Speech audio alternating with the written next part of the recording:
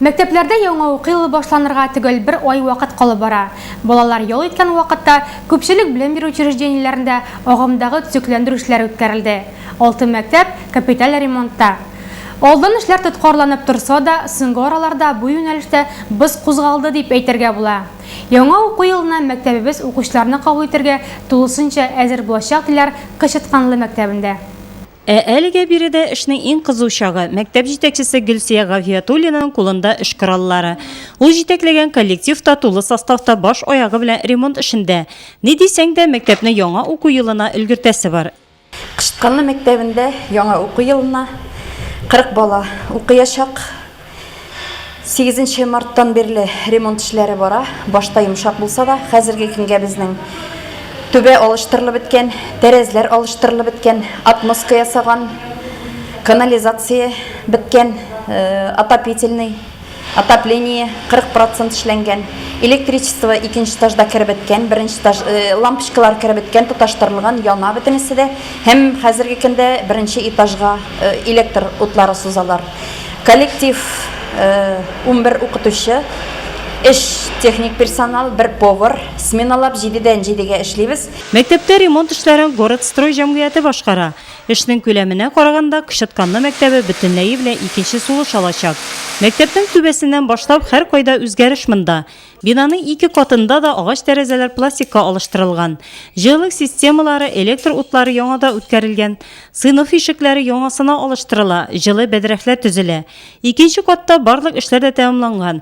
Хәзер укытучылар коллективы буяу эшләре белән мәшгуль. Менә шулай бергә булып, бердәм булып, бөтен мәктәп коллективы мәктәпнең капиталь ремонтында катнашабыз. Хезмәт әлбәттә җиңел хезмәтләрдән түгел. Без иртәнге 7-дән кичке 7-гә кадәр сменалап эшлибез. Әле эшләр, алдагы эшләр күп. Шулай да менә мәктәбебез матурая, күзгә күренеп, шуңа шатланып тырышабыз. Бөтен мәктәп коллективы тырыша. Без инде менә шушы матур якты мәктәпләрдә киләчәктә исән-сау эшләргә насыйп булсын дигән теләктә куанып эшлибез. Кычытканлы 9 еллык мәктәбенең 2нче катында бүгенге көндә капиталь ремонт эшләре тулысынча төгәлләнгән. Сыйныфларда электр утлары тулысынча алмаштырылып, янгын сигнализациясе куелган. Һәм инде җылылык системалары да тулысынча алмаштырылып, алар инде буяп та куелган. Быел кышта биредә бик җылы булачак, чөнки пластик тәрәзәләрдән җил үтеп йөри алмаячак.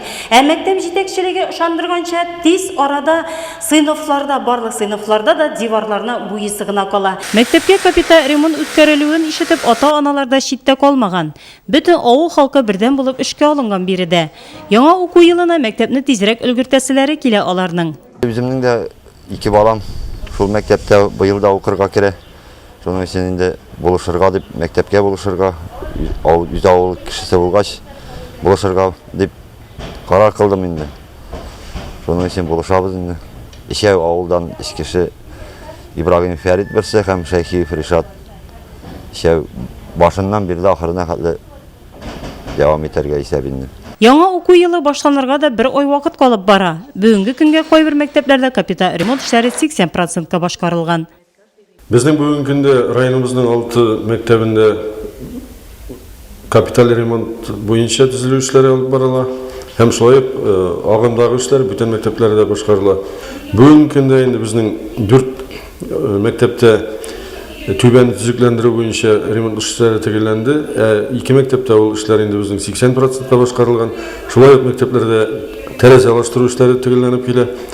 Һәм шулай ук эшләр алып барыла безнең инженерлык челтәрен алыштыру буенча һәм атмоскалар, тагын керүче куюларын төзекләндерү буенча күп кенә мәктәпләрдә шулай ук бүлмә ишекләрен алыштыру буенча эшләр төгәлләнеп килә. Мин инде ышанып әйтәләм, 1 сентябрьдә безнең барлык укучыларыбыз да төзекләндерелгән, шундый яңарышылган якты мәктәпләрдә укуларын башлап җибәрәчәкләр.